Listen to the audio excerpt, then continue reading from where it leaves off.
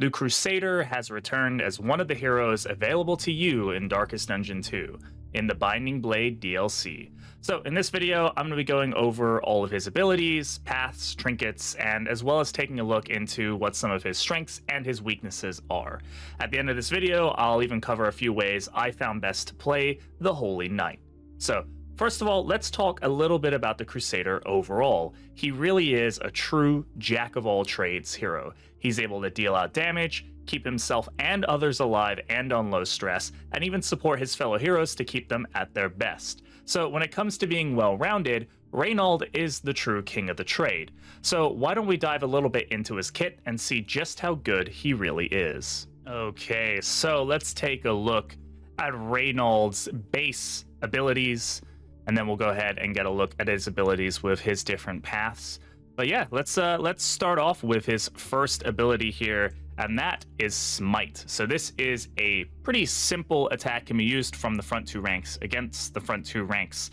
It deals a decent amount of damage, pretty low crit rate, but when the enemy is comboed, it does get a plus 50% damage modifier. This is, again, the same for the upgraded version, just a bit more damage and crit. So fairly simple attack, but pretty useful. His next ability is one that was hotly debated by a lot of people. Is it coming into the game or not? And it is here. It is Stunning Blows. So this can be used from the front two ranks against the front two ranks. Deals a small amount of damage, but it deals a stun when the target is comboed, so no need for daze here. It just goes straight to stun when unupgraded, and when upgraded it will stun the target and also remove their strength and crit tokens. So Evangelists, I'm looking at you. The next ability we have here is Zealous Accusation, another classic of our friend here. It's a ranged attack usable from the front two ranks against the front two ranks. It will apply 2 burns, so yes, Reynold is a burn hero and also has a chance to apply combo. When upgraded, it increases the damage, the amount of dots, and the chance that the combo token will be applied. This next ability, again another classic from the original game, is Inspiring Cry. This is a buff ability or support ability that can be used from any rank against any rank of your heroes. It requires that they do have stress 5+, as is pretty usual for most stress healing abilities, and it will reduce the target stress by 2, and when upgraded it will actually reduce Reynold's stress by 1 and the target's stress by 2, so it's good for a little bit of self-stress heal as well. Next, we have his Rallying Cry ability, another buff ability that can be used from any rank to any rank, has a cooldown of 1. The target, this will remove daze and weakness, and then when upgraded, it will remove weakness from himself. So again, another buff that actually helps him as well as the target, and then the target will remove daze, stun, and weakness. So very potent there if you've got a lot of stuns and dazes that you're dealing with. His next ability is Reap. This is one of his new abilities. This can be used from the front two ranks against the front two ranks. It is a cleave ability, hitting both of them. Has a little bit of damage and a small crit rate here, but it does have the thing that reduces healing received on the enemies. It applies a debuff by 20%. So any enemies, in the Fetter or in the Sprawl that are targets of heals, a lot of the times, this will reduce that healing. I do also believe this does work on enemies that have regen, so you can reduce the amount of regen that they receive. When upgraded, it does a bit more damage, and on a comboed target, it will actually heal the Crusader for 15% on each target that has combo, meaning that he can get a 30% heal from this, and that they will reduce the healing received on the enemies by an additional 33%. Next, we have the classic Battle Heal. This can only be used from the front two ranks, but is usable against any rank. And essentially, if the target has less than 50% HP unupgraded, you can heal for 20%. It does have a battle limit of 3 and a cooldown of 2. And when upgraded, this will actually self-heal him, Reynold, by 10% and the target by 25%. The threshold's still the same at 50%, so not too bad, but it does lower the cooldown from 2 to 1. His next ability is Bulwark of Faith, usable from the front two ranks of a cooldown of 2. When unupgraded, this will give him 2 block tokens, 2 taunt tokens, and 2 regen. So an interesting tanking ability here for our friendly Crusader. When upgraded, it'll actually just increase the number of taunt tokens to 3 and also give him a 4 regen. The next is an ability that I know a lot of people have been super excited to see in the game, and it is back. It is Holy Lance. This ability can be used from the back ranks against the back 3 ranks of enemies. It deals a good amount of damage. It will also move him forward 1 and apply a burn of 2 to the target. So pretty interesting there. On upgrade, it does a bit more damage, has a higher crit chance, applies a burn of 3, and actually also applies combo as well. Next, we have the Radiance ability. This is a buff that he can do from any one of his positions. It will impose a self regen of 2 and increase his range skills with 20% additional burn resist piercing. So this is really good for like his Holy Lance or his Zealous Accusation, allowing him to guarantee a better chance of hitting that burn. When upgraded, again, this does have a cooldown of 4, so it is a long cooldown. When upgraded, it gives him a self regen of 3. His range skills get that additional 20% burn resist piercing, and if the target does have burn already, it gives an additional 30% damage to himself for 4 turns, meaning he can whack them even harder. And next we have Tenacity. This is again a buff that he can do from any rank to any rank. Has a cooldown of 2. It will give the target 2 block tokens, meaning they can take a few more hits. When upgraded, it gives himself a block token, also gives him an additional 10% debuff resistance, and it will give the target 2 block and an additional 10% debuff resistance for 3 turns. So interesting ability there. So that's going to go ahead and cover all of his base abilities. Let's go ahead and take a look at his paths. So Wanderer, there's really not much to say here. He doesn't have any passives or anything like that. So Wanderer just does what Wanderer does, and we've already talked about that. So let's take a look at his 3 paths. The first one we have is Aggressor. This one is a front rank fighter who cleanses and slays with holy fire, and I do like the sound of that. This affects 3 of his abilities, the first one being Smite. So as you can see here, this gains Execution 1 when the target is on fire. So you actually get an execution ability here, and it changes the modifier to being gain on killing blow -1 stress. So he can actually reduce his stress when killing an enemy. You also see here that on the upgraded version, he gets Execution 2, making this very potent on targets that are burning, and he also gets a reduction of 2 stress when he kills an enemy. The next ability we have is Reap. So on this one, this will also gain the execution modifier when the targets are on fire. They also still get the healing received debuff. And when upgraded, still same thing here, execution 1, it doesn't go up here, but he also gets a strength token when getting a killing blow using Reap. So if you manage to kill 2 targets in the front ranks with this ability, he will gain 2 strength tokens. So this allows him to smack down pretty hard the next turn. And finally, we have his Tenacity ability here. So this has a cooldown of 4. It's only usable from the front 3 ranks. And what this does now is this will give his melee skills heals 15% on hit when target is burning. So this is basically a self-heal. If the target is on fire, he can heal himself by using this ability, and he gets this for 4 turns. When upgraded, it will heal him for 20% on hit when the target is burning, and he also gets an additional 20% debuff resist for 3 turns. So pretty interesting there. Definitely all about killing enemies who are on fire. Got some good burn synergies here.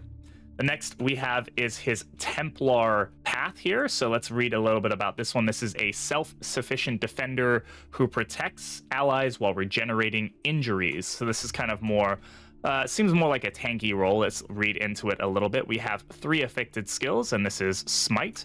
So you can see here, this will give him -1 stress when target is comboed, and -2 stress when upgraded when the target is comboed. So this is kind of a self-sufficient, consistent way of dealing stress reduction for him. So pretty interesting there. We also have the Rallying Cry ability. This has been changed. So when unupgraded, he can use this from the front 2 ranks for any rank, and this will give the target 2 guard, so allows him to guard. Also gives them plus 30% healing received for 3 turns. So if they're on, if you need to get those heals out, you can actually give them additional healing received. And it will transfer his regen to the target when the target HP is less than 33%. So if they're really on low health and you have regen on the Crusader, you can actually give his regen to somebody else who might need it a bit more. When upgraded, it will give them 3 guard tokens, keeps the 30% healing received for 3 turns, but it will copy the regen to the target when below the 33 health threshold, meaning that he gets to keep his regen and it just duplicates it over. And the next one we have here is tenacity. So on this one, again, he can use it from the front 2 ranks here. This gives himself 2 block tokens and plus 30% healing received. So this is really good for him tanking. He can just take more healing pretty easily while also reducing the amount of damage that he receives. When upgraded, he gets 3 block tokens plus 20% debuff resistance and an additional 50% healing received. Very, very potent. So that covers the Templar path here. Finally, we have the Banneret path, and this one is an armored supporter with improved reach, capable of healing and wide range buffs. So let's take a look here. This one has 4 abilities that it modifies, and I'm pretty excited to show this one. This changes Zealous Accusation to be a back rank ability. So he uses it from the back ranks and it hits the back ranks, very similar to something like Plague Grenade. It is an AoE cleave ability, and it does pretty much the same things it does normally, except it gets the back ranks, it burns and applies combo, and it does more burn and applies combo at a higher rate when upgraded. So pretty interesting change there. The next one is his Battle Heal. So this one just increases the amount of uses. It also just increases the base healing, but it will not heal himself anymore. So the target gets 20% heal when unupgraded and 30% heal when upgraded.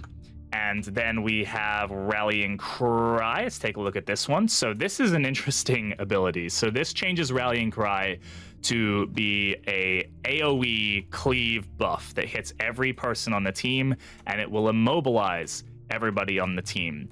Upgraded, it just reduces the cooldown from 3 to 2. So this is kind of like the General's Trophy, it seems, but in an ability. I think this has some very interesting applications. We'll have to see how this one works out. And then finally, we have Tenacity. This makes Tenacity, again, a cleave for all of the heroes on the team, and he can use it from any rank, and it will give everybody on the team a block token with a cooldown of 3. And when upgraded, it gives everybody a block token and removes everybody's daze and stun. So a pretty potent ability there for teams that are suffering from those nasty skull tosses or something like that. So that's going to go ahead and cover the Banneret path, and that covers all of the different paths for the Crusader. Some interesting choices here, interesting support upgrades and things like that. All right, so next we're going to go ahead and talk about the different trinkets that the Crusader has. So the first trinket that we have here is the Field Stone. This is able to apply to an attacker when hit 1 burn at a 66% chance. It also gives his Radiant skills a +1 burn dealt for an additional 4 turns, giving him a bit more potency on his burn attacks. The downside here is that on his turn end, if he is comboed, he will get an additional 2 stress. The next trinket is a pretty funny one. I really enjoy this one, and it is a good reference to the first game, and that is the Pilfered Wealth trinket. So this one has an interesting mechanic that if relics in inventory are less than 10, he will gain an additional 10% crit.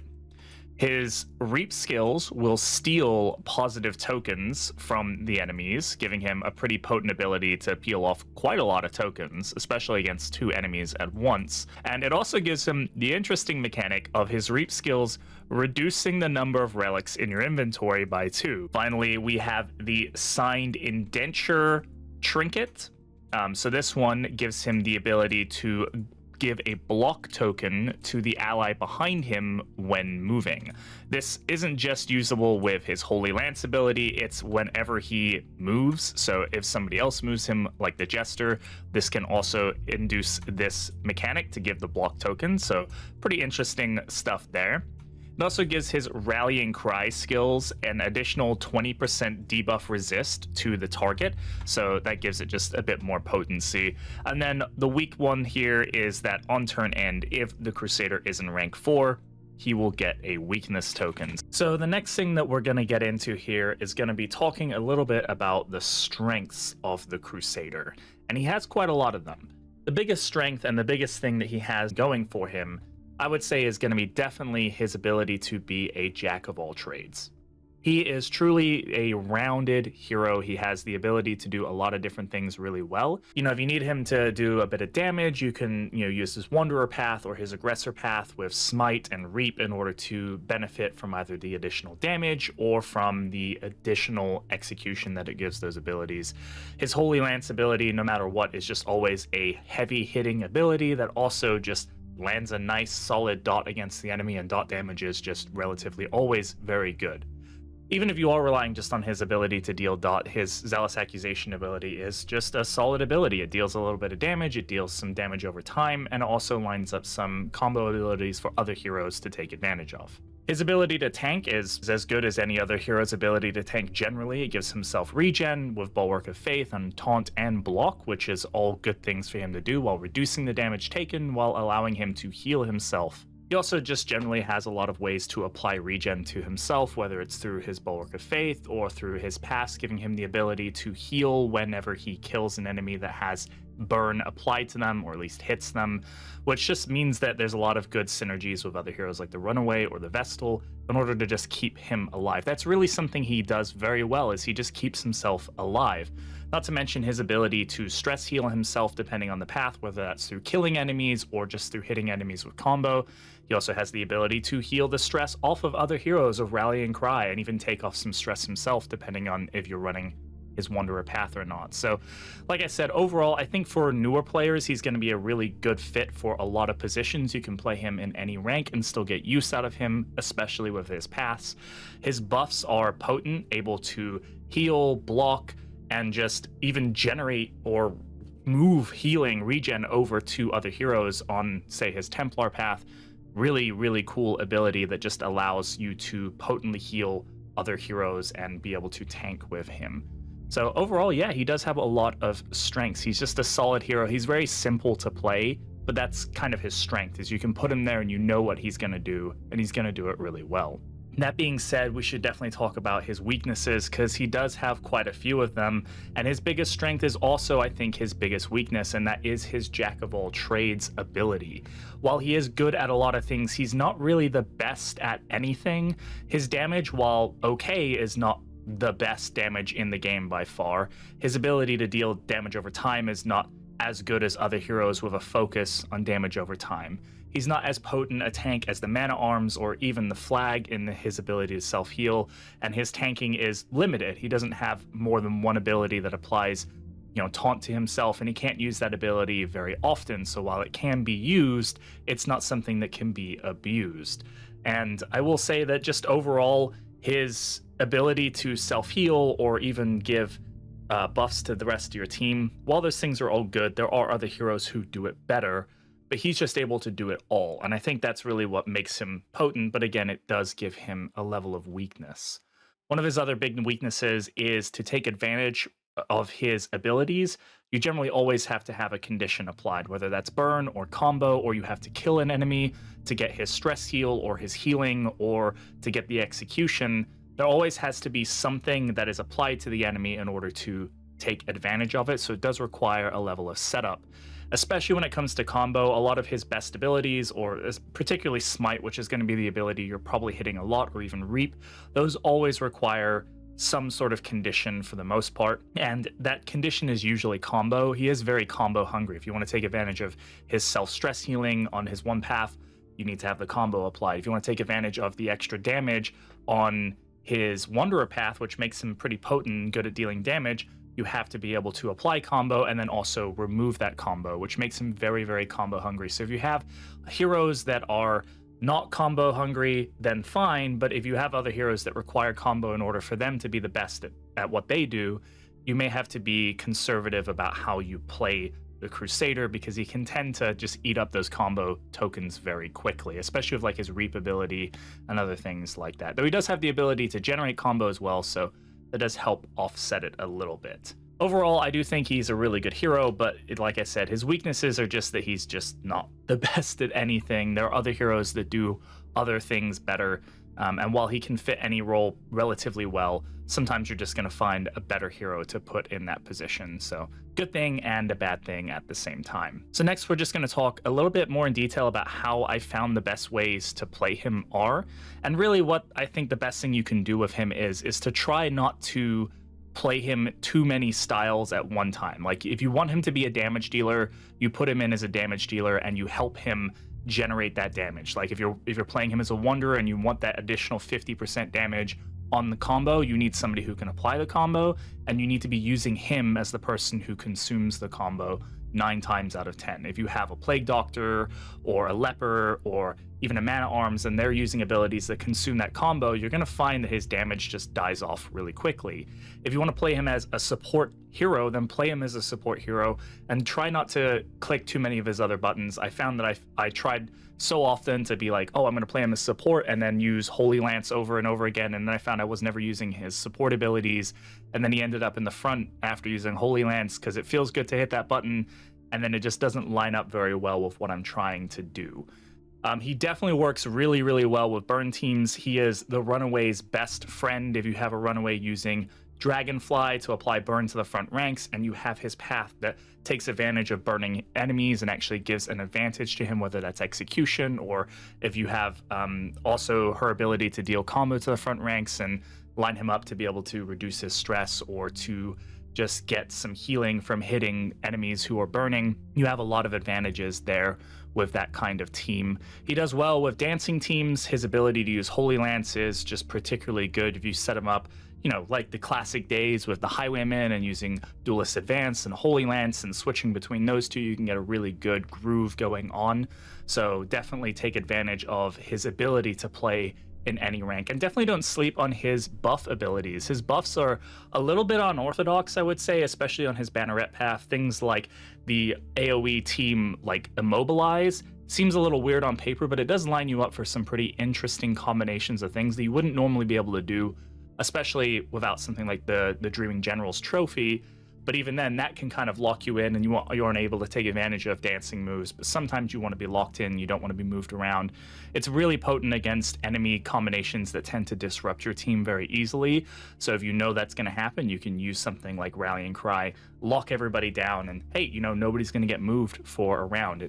Even though it has a long cooldown, that's a really potent ability. So definitely something to take advantage of there. And then overall, yeah, just making sure that you have somebody who can apply combo, who can apply burn, who can line him up for being able to do his execution abilities. All these things are going to be really, really useful for him. And he does feel very, very good, but I just find that it can be a bit of a struggle to get him feeling that way if you try too hard to play him in too many ways. So that's my biggest advice for new players, is to just kind of pick, I'm going to play him as a damage dealer, I'm going to play him as a tank or support, and just pick that role. Let him sit in that role, let him do well in that role. You might have to hit another button every now and again, but overall, I think you're going to find the best results for him there. So if you're enjoying playing the Crusader and you've picked him up and you're playing him and having fun with him, let me know some of the ways that you've enjoyed playing with him. And I hope you're enjoying your time, and hopefully this video was fun for you. If you enjoyed it, please consider leaving a like and subscribing to the channel. I do post a lot of other Darkest Dungeon 2 content here. And thanks for watching. I'll catch you in the next one.